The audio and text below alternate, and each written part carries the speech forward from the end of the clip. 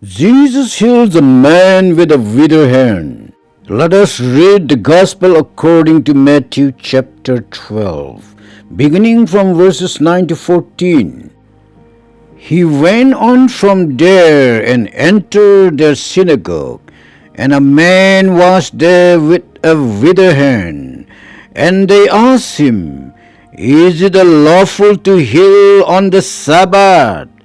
So that they might accuse him, he said to them, Which one of you who has a sheep, if it falls into a pit on the Sabbath, will not take hold of it and lift it out? Of how much more value is a man than a sheep? So it is lawful to do good on the Sabbath.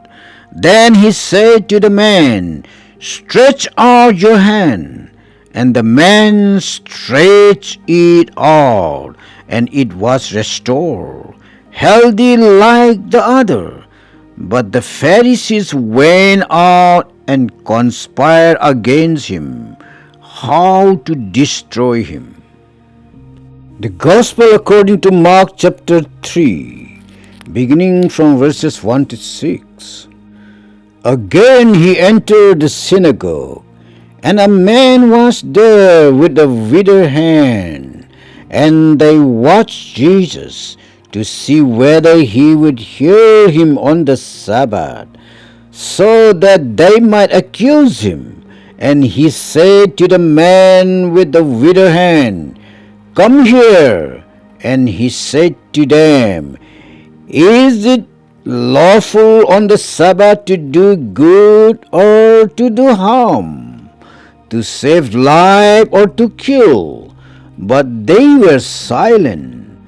And he looked around at them with anger, grief at their hardness of heart, and said to the man, Stretch out your hand. He stretched it out, and his hand was restored. The Pharisees went out and immediately held counsel with the Herodians against him, how to destroy him. The Gospel according to Luke chapter 6, beginning from verses 6 to 10. On another Sabbath he entered the synagogue and was teaching.